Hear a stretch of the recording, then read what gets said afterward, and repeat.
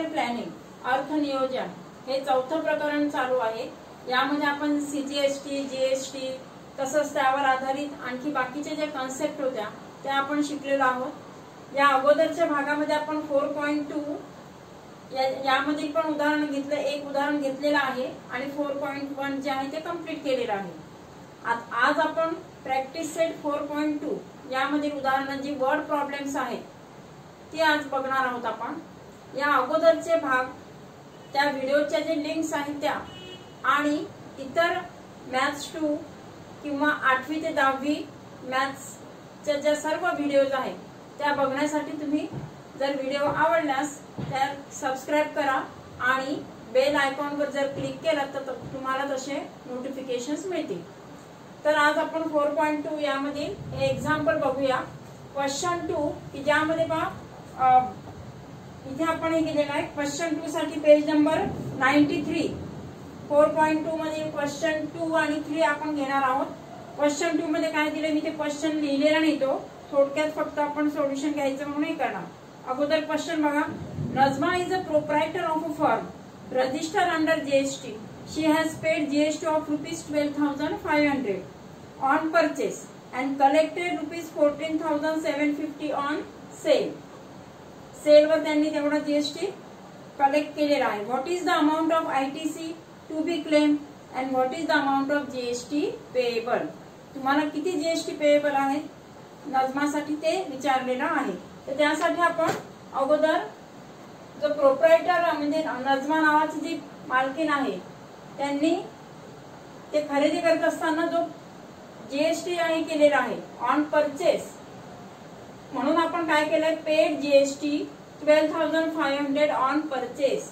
खरेदी करताना 12,500 रुपये त्यांनी तो जीएसटी दिलेला आहे आणि तो जीएसटी म्हणजे काय झालाय त्यांच्यासाठी तो इनपुट टॅक्स झाला आहे किंवा त्याला आपण म्हणतो आयसीटी आयटीसी म्हणतो इनपुट टॅक्स। आता इथे इनपुट टॅक्स साठी आपण 12,500 हा घेतलेला आहे। तसंच 14,750 14,750 ऑन सेल विक्री करत असताना काय केलंय की तो जो आउटपुट आहे म्हणजे आपण त्याला विक्री करताना घेतलेला जीएसटी किंवा हे केलेला कलेक्ट केलेला जीएसटी जो आहे तो म्हणजेच काय आपण आउटपुट गृहीत धरणार आहोत, तो आहे 14,750 इनपुट परचेस करताना आणि आउटपुट सेल करताना कलेक्ट केलेला एकूण जो म्हणजे तो जीएसटी तो झाला तुमचा आउटपुट टॅक्स। इनपुट आणि आउटपुट किंवा आयटीसी जेव्हा आपल्याला माहित असेल तेव्हा आपण पेएबल जीएसटी काढणार आहोत। पेएबल जीएसटी म्हणजे देय जीएसटी एखाद्या मॅन्युफॅक्चरर किंवा जो रिटेल हे असेल त्यांच्यासाठी पेएबल जीएसटी कसा असतो ते बघणार आहोत। पेएबल जीएसटी म्हणजे देय जीएसटी बरोबर आउटपुट मायनस आयटीसी। आउटपुट आहे आपला 14,750 14,750 मायनस 12,000 किती 12,500 यांची वजाबाकी केली तर किती आला 2,250 रुपये 2,250 रुपीज हा झाला त्यांच्यासाठी पेएबल जीएसटी। म्हणजे 2 मार्कासाठी किंवा जर असं फिल इन द ब्लँक्सच्या स्वरूपात आला तर तुम्हाला त्याच्या स्वरूपामध्ये विचारू शकतात किंवा असं 1-1 मार्कासाठी पण विचारू शकतात। हे झाले छोटे छोटे प्रश्न की ज्यामध्ये जरी वर्ड प्रॉब्लेम असेल तरी सुद्धा तुम्ही अगदी सहज 1 मार्कासाठी किंवा 2 मार्कासाठी ते सोडवू शकता। आता पुढचं एक्झाम्पल बघणार आहोत आपण क्वेश्चन 3। क्वेश्चन 3 मध्ये काय म्हटलंय की अमीर एंटरप्राइजने चॉकलेट सॉसच्या बाटल्या विकत घेतल्या। त्या खरेदी करत असताना खरेदी केलं म्हणजेच काय विकत घेतल्या त्यांनी खरेदी केल्या तर तेव्हा तो जो जीएसटी भरला तो किती आहे 3,800 3,800 रुपये जीएसटी भरला।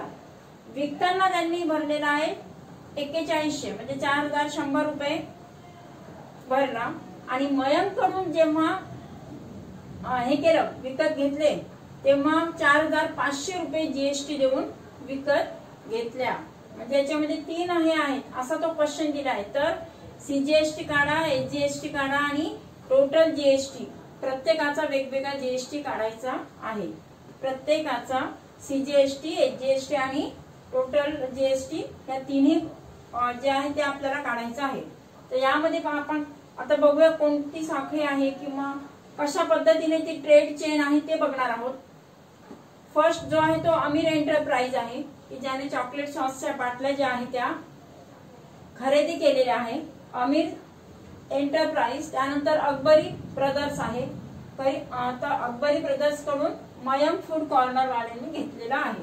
म्हणजे यामध्ये किती झाले 2 ट्रान्झॅक्शन्स आहेत आणि हे जे आहे ते 3 व्यक्ती आहेत की ज्यामध्ये ही चेन आहे. फर्स्ट जो आहे तो अमीर एंटरप्राइज की त्यांनी घेताना 3800 रुपये या किमतीला ज्या सॉसच्या बाटल्या चॉकलेट सॉसच्या बाटल्या त्या खरेदी केल्या. ही परचेज द बॉटल्स खरेदी केला म्हणजेच काय झालं त्यांच्यासाठी अमीर एंटरप्राइजचा इनपुट टॅक्स तो त्यांच्यासाठी झाला इनपुट टॅक्स 3800 रुपये इनपुट टॅक्स. मग त्याला आपण काय म्हणतो ITC.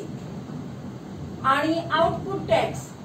आउटपुट कशासाठी की त्यांनी अकबरी ब्रदर्सला विकताना जे हे केलंय ते म्हणजे किती झाले 4100 म्हणजे 4100 रुपये जे आहे 4100 rupees. It is the output tax GST for Amir enterprises. मग आता पेएबल GST म्हणजे काय आपण फॉर्म्युला पाहिलेला आहे. पेएबल देय GST म्हणजे output tax minus ITC.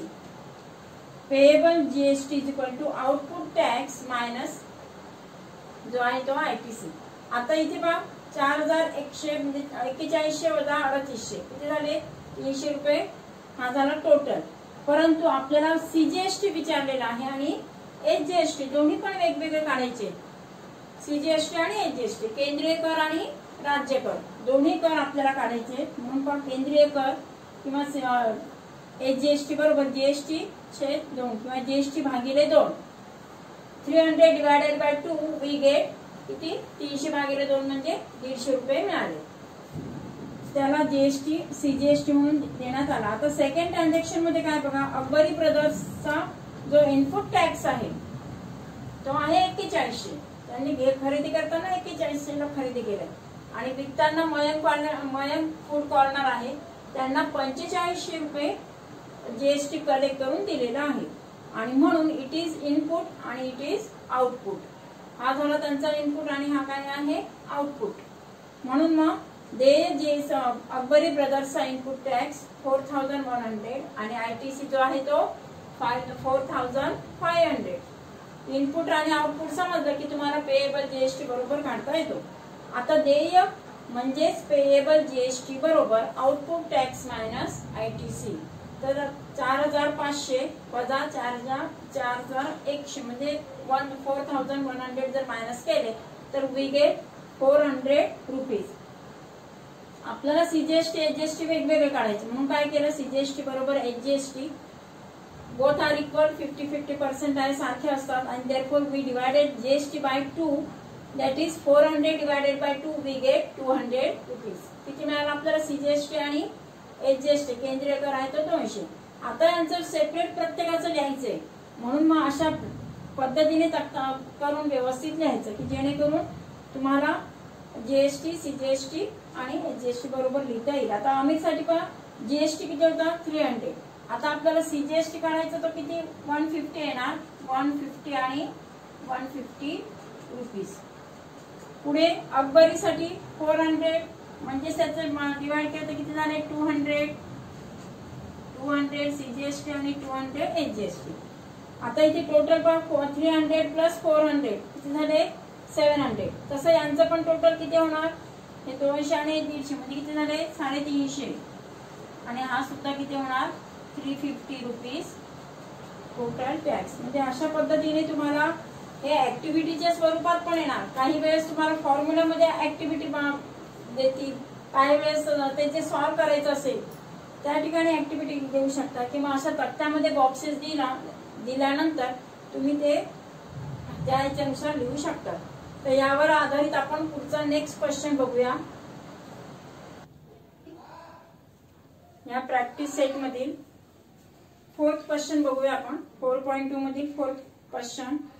Malik gas agency Chandigarh union territory purchase some gas cylinders for industrial use for ₹24,500 and sold them to the local customers for ₹26,500. find the GST to be paid at the rate of 5% and hence the CGST and UTGST to be paid for this transaction.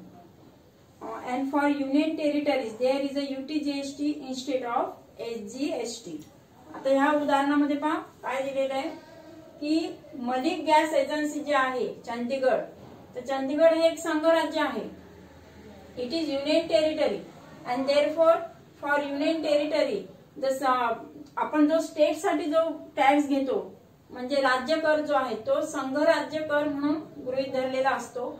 म्हणजेच SGST च्या ऐवजी UTGST असं घ्यायचं असतं. म्हणजे CGST आणि UTGST केंद्रीय कर आणि राज्य कर. तर राज्य करच्या ऐवजी ते संघ राज्य आहे. इट इज युनियन टेरिटरी आणि म्हणून मग आपल्याला सीजीएसटी काढायचं, यूटीजीएसटी काढायचं आणि GST at the rate of 5%. Find CGST at the rate of किती आहे 5% दिलेला आहे. मलिक गॅस एजन्सी की त्यांनी चंदीगड मध्ये आहे ती त्यांनी काय परचेस केलं होतं तर gas cylinders. They purchase the gas cylinders at the rate of किती त्यांनी त्यावेळेला जो रेट दिला जीएसटीचा तो आहे 5%. ही परचेस गॅस सिलेंडर्स आणि म्हणून मग आपण सोल्युशन लिहिताना काय करणार आहोत की परचेस म्हणजे खरेदी केले, खरेदी करताना त्यांनी जो जीएसटी दिलेला आहे it is the input for us.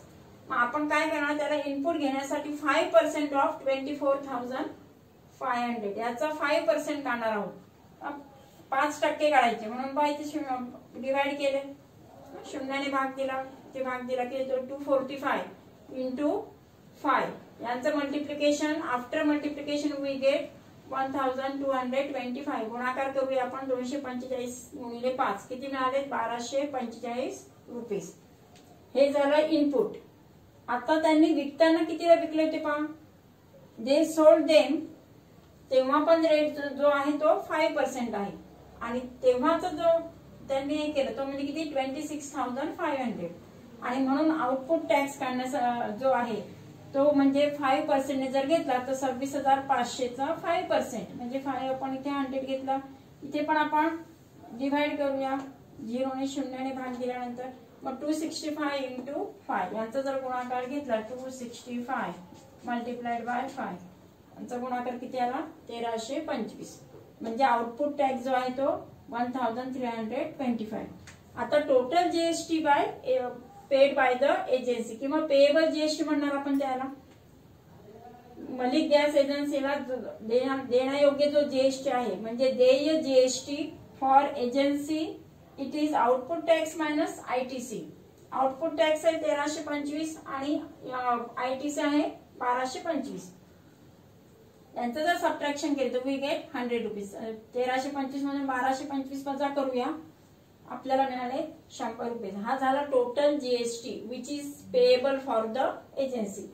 आता आपल्याला काढायचंय सेंट्रल साठी पण आणि स्टेटच्या ऐवजी आता आपण घेणार आहोत युनियन टेरिटरी म्हणजे यूटीजीएसटी. या इथे सुद्धा काय आहे तो सेम आहे. इट इज इक्वल ऍज त्यांच्याशी कम्पेअर केलं तर किती झालं मग जीएसटी अपॉन 2 म्हणजे 100 अपॉन 2 100 भागिले 2 किती मिळाले आपल्याला 50. म्हणजे UTGST for the gas agency जो आहे तो आहे 50 रुपये टॅक्स त्यांना यूटीजीएसटी द्यावे लागेल आणि सीजीएसटी देताना किती द्यावे लागणार 50 रुपये द्यावे लागतील. तर याच्यावर आधारितच आणखी जे पुढचं 5th एक्झाम्पल आहे ते आपण घेऊया. क्वेश्चन 5 बघणार आहोत आपण. क्वेश्चन 5 मध्ये काय म्हटलंय पण मॅन्युफॅक्चरर जो आहे beauty products paid 18% GST on cosmetics worth of rupees 6,000 and sold customer for rupees 10,000. What are the amounts of CGST and SGST in tax invoice issue? त्याच्यामध्ये पाहता तुम्हाला पूर्ण दोन्ही जे आहेत सीजीएसटी आणि एसजीएसटी दोन्ही सेपरेट विचारलेला आहे. देताना फक्त टोटल जो जीएसटी आहे तो मात्र 18% जीएसटी सोल्ड करताना आणि परचेस करताना दोन्ही वेळेस 18% दिलेले आहे. कसं ते आपण पुढचं एक्झाम्पल हे करूया आपण त्याचं सोल्युशन बघूया की मॅन्युफॅक्चरर्स ने ब्युटी प्रोडक्ट्स वर किती पेड केले 18% जीएसटी. व्हेन दे परचेस, जेव्हा त्यांनी खरेदी केलं तेव्हा त्यांनी देताना 18% टॅक्स दिला, जीएसटी आणि खरेदी केलं. दिला म्हणजे तो कसा, आपण आता इनपुट टॅक्स म्हणजे आयटीसी काढणार आहोत. किती वर्थ रुपीज आहे, खरेदीच्या किमतीवर 6,000 रुपये किंमत, म्हणजे खरेदी करताना 6,000 रुपये आहे. आता त्याचे आपण 18% काढणार आहोत, त्याच्यावर 18% म्हणजे आपल्याला जो इनपुट टॅक्स काढता येईल तो अशा पद्धतीने 6,000 इंटू 18/100, 18% काढायचं आहे ना, म्हणून 18/100.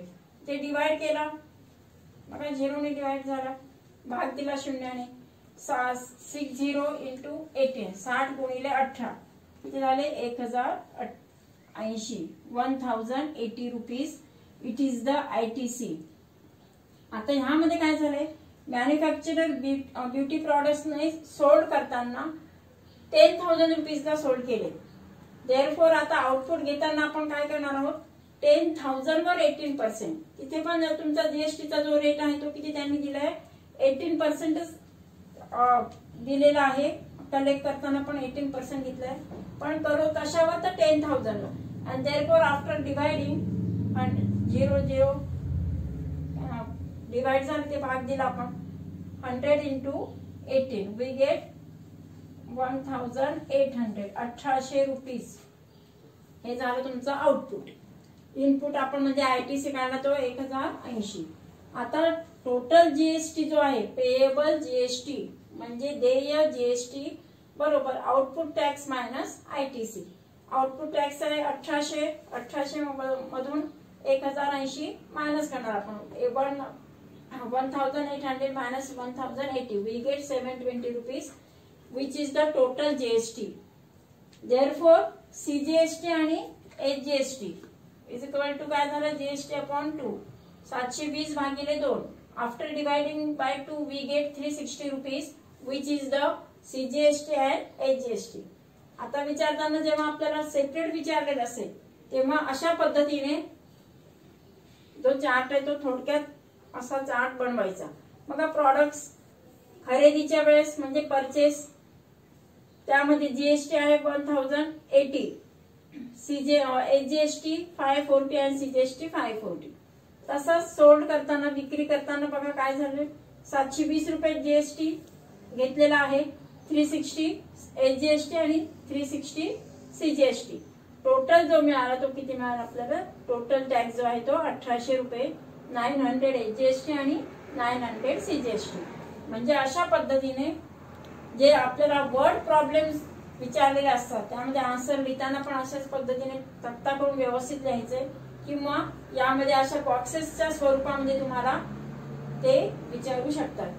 तर पुढच्या भागामध्ये आपण याच्यावर आधारित इनव्हॉइस कसा करतात किंवा इनव्हॉइसची ते करबीजक आहे, करबीजक कसं लिहितात, कसं टॅक्स तो हे करणार, त्याचा आपण जे 2 उदाहरणं आहेत, क्वेश्चन 6 आणि 7, ते आपण पुढच्या भागात बघणार आहोत.